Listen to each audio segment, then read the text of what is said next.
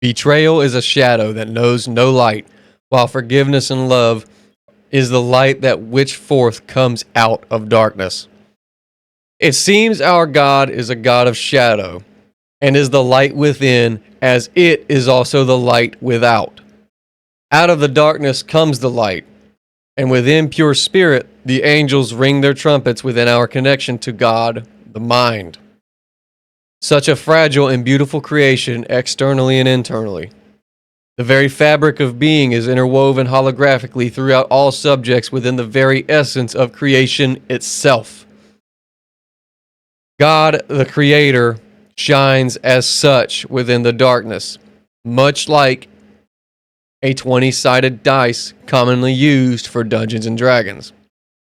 The reflective, dreamy water that was the matter it seems to be made of is how light reflects and dances with water. Our lesson within Earth Realm seems to be to learn to forgive thyself, but to seek to forgive life and how much it has wronged against us. The ego is a tool, but it is not your true identity. Ego is bound to earthly bodies, and the fragile mind can latch onto it as if what it perceives is a 3D concrete thing. It is your own worst enemy when and if your mind allows it. And the sea of blinding fog a soul can find themselves within, the lucidity of their waking reality is again the holographic reflections of the light shadow within. Ever so present is what makes it such a crazy thing to finally experience. When so-called atheists claim God doesn't exist, observe that they dwell within the fog of their mind, and that they, their ego, blinds themselves from that which is the truth. And they, yes, they the atheists, are tethered to the vibratory, forgiving, forever loving, omnipresent nature of the light bringer. In Genesis, God created the light to illuminate outwardly from within itself, thus giving heaven and earth as experience. To the mind, reality is defined by the observer's experience.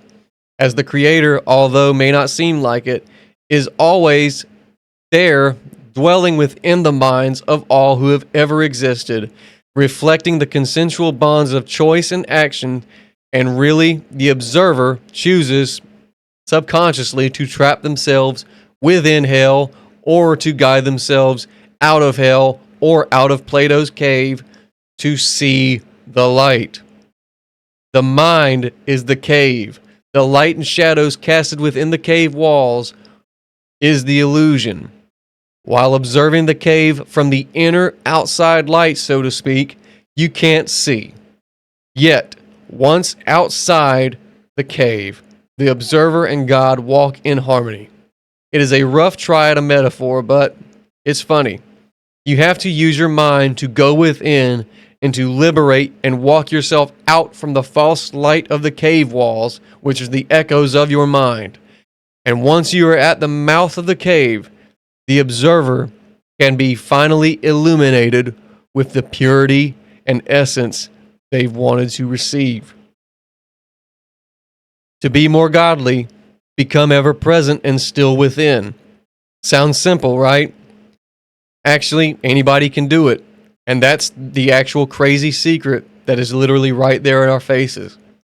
You don't need psilocybin, DMT, or any drug for that matter to attain the godly handshake that brings you to your knees and requires the discipline and honesty to be humbled and truly ever grateful to be experiencing these external and internal worlds. As above, so below, as within, so without.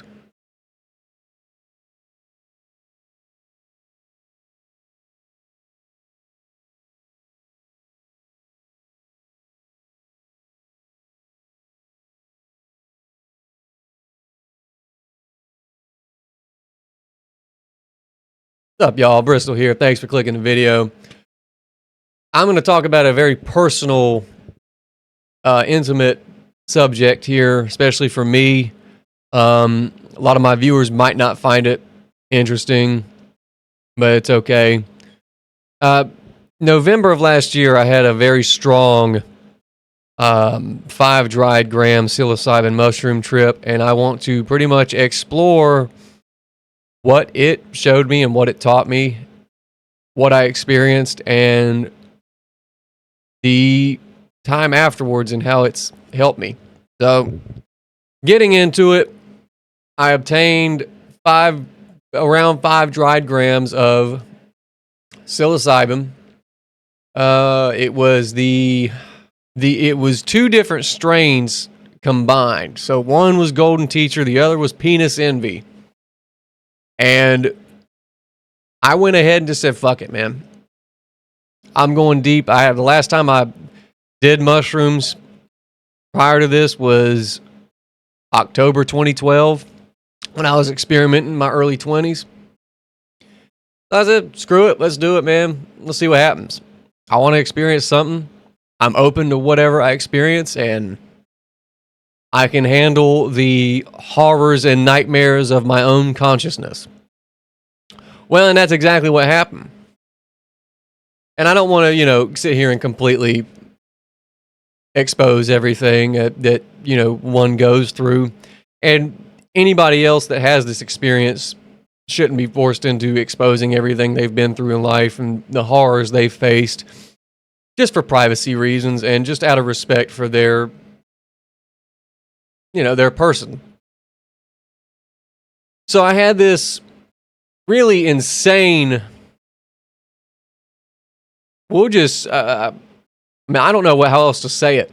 I had an insane revelation showed to me and spoken to me. There were points in this trip when I started to really slip and I started to lose my grip on who I was and who I am and who I'm supposed to be. And I never knew any of these things as I was getting older. Part of my struggle growing up and being a human being has been a constant, almost identity crisis and playing on the narratives and scripts and acting on those that were put into me by other people. And so I've paid a heavy price for that in my life. I've been incredibly unsuccessful. And that is what it is. This is part of the slipping of reality and the exposure of the emperor without clothes, so to speak. I just remember kind of struggling, really, really getting battered for the first hour and a half of it really kicking in. Not the hour lead up, but the hour of it fully kicking in. Just having a rough time. I think my ego was fighting it. And then that's part of the worst thing you can do is fight the feeling, because Terence McKenna has the best description of the psychedelic experience anybody has ever said, and it basically is you ingest whatever molecular structure you ingest. And the wall that is coming towards you is 10 miles high and 100 miles wide. And you got nowhere to run. And that is the fucking reality of the psychedelic experience. So I'm struggling, with my ego at this point and being kind of tormented on what I've done, who I am, and why I'm a failure. And part of the reason why a lot of people are so afraid, especially like Christians, dude. Here's my thing with Christians and other people within, we'll just say content creation sphere that are against hallucinogenics, psychedelics, and the psychedelic experience, and they bring in demons and they bring in all this, and it's like, dude, let me ask you something. Let me ask you something. If you can't handle seeing demons in this realm, in this reality, What makes you think you're going to be able to handle them in the next spiritual, ethereal phase when you see them in their truest form? Because demons in this form possess the biological vessels of human beings.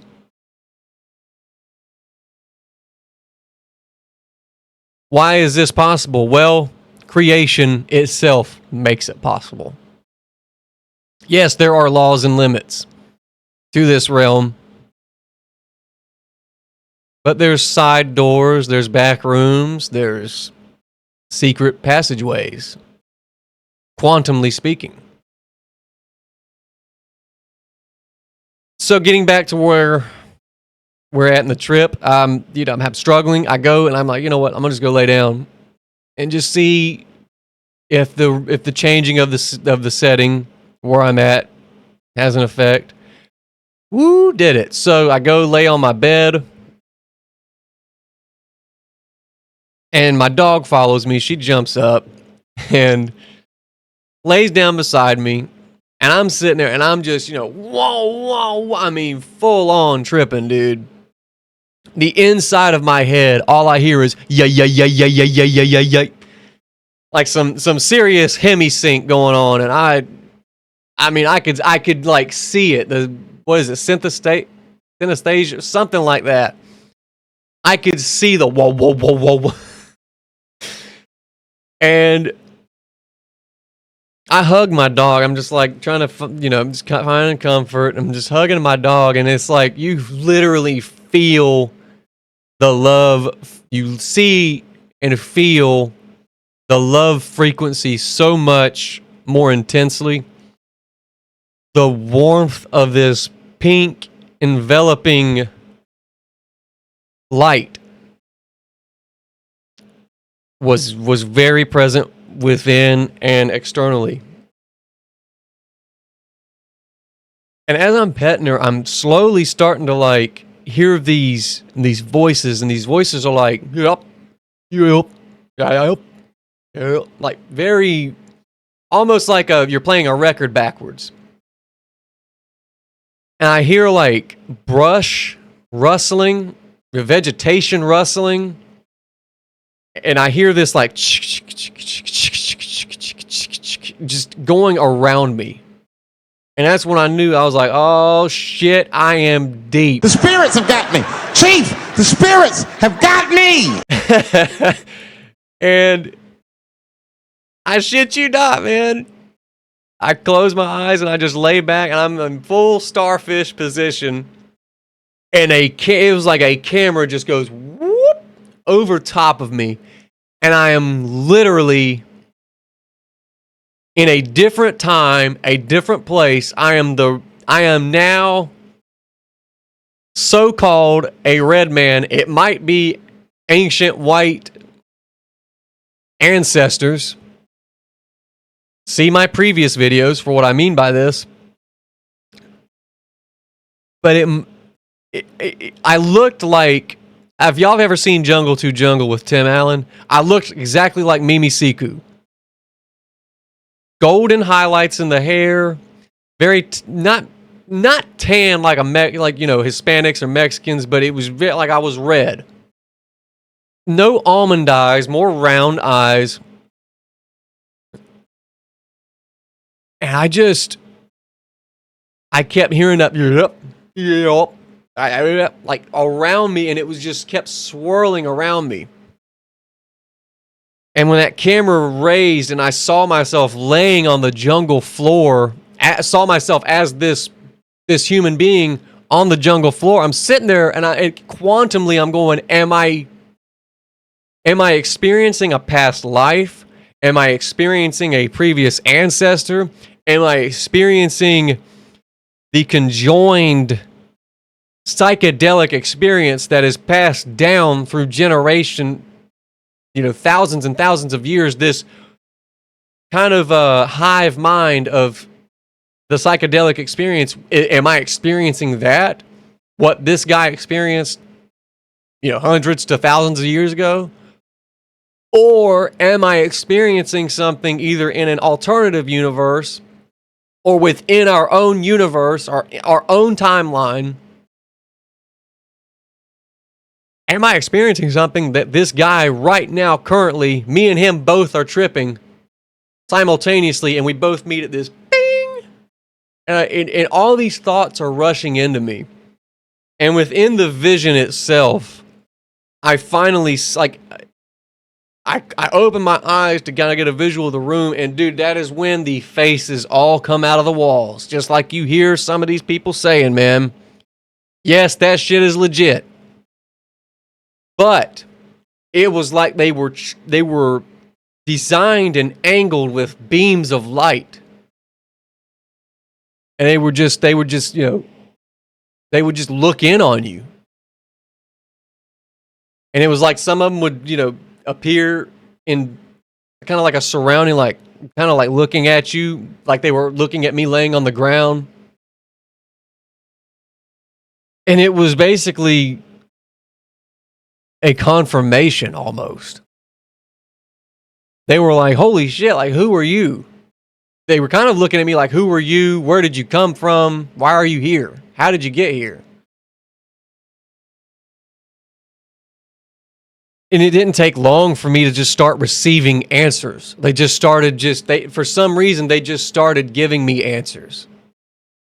And we were communicating through a thought language. That's the best way I can describe it. Telepathic, telekinetic. I mean, however you want to word it. There was a legitimate language being spoken without vocalizing. I remember I was shown the secrets, man, and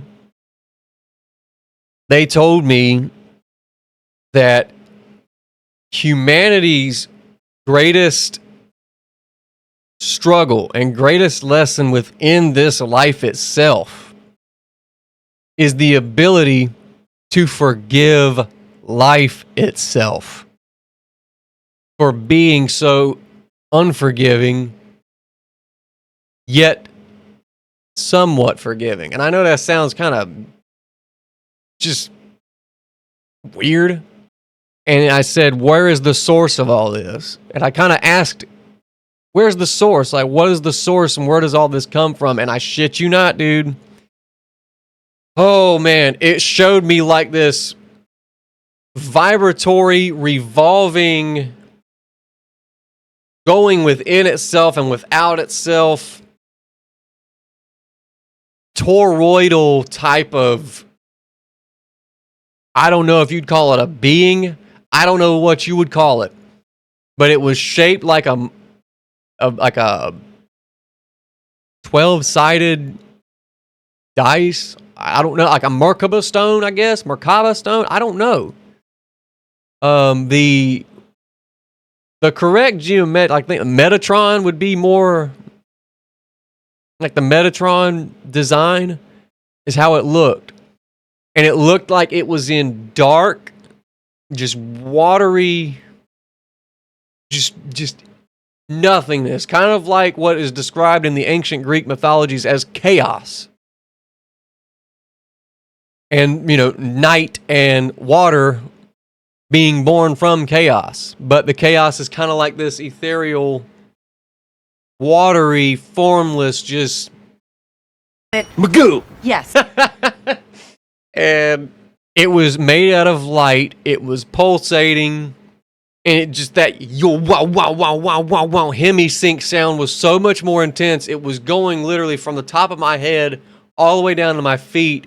And it would concentrate heavily between my crown and root chakras.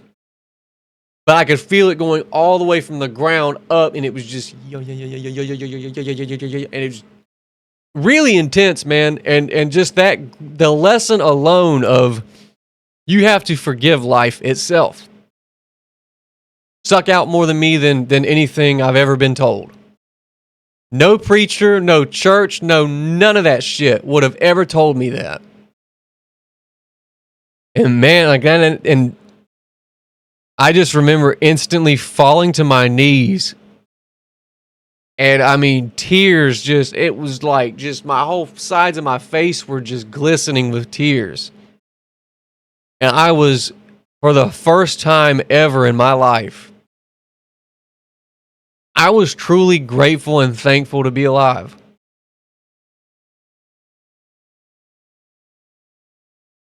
I was very thankful. And I've struggled with that gratitude since then because, I'm jobless and very hard to find a job now and just being unsuccessful. Like all the weight that one carries.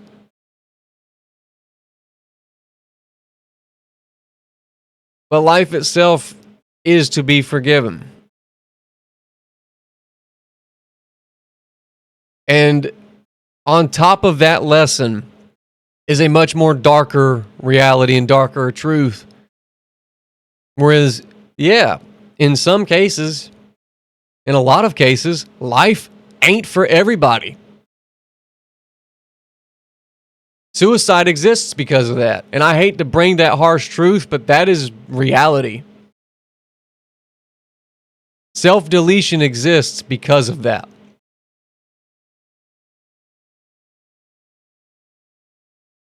And it's up to that person to really confront the Metatron that is ever present within everybody. Gosh, man, it is so freaky because this Metatron thing is like, it's everywhere and it's not everywhere. It's in one spot, but in everywhere. God damn, it's insane. And that's really all I've got. The greatest lesson showed to me was life itself needs to be forgiven. And you don't have to forgive individuals, man. It's not your responsibility to forgive everybody. Forgiving everybody doesn't work. I've forgiven people and I hated myself for it for some reason. It felt like I just ripped a piece of myself out and just threw it away just because. But that's all I got for y'all today. That was my psychedelic experience that shook me to my ground. By the way, like I said, it wasn't my first psychedelic. The first psychedelic I ever tried was DMT back in June or July of 2012 when I was 20 years old. That shit was pretty insane, but it was kind of bunk. Kind of like jungle shit. Wasn't that Joe Rogan shit. But I'm going to leave it there, guys. If you like this content, like, share, subscribe. Until next time, take it easy. Enjoy yourselves.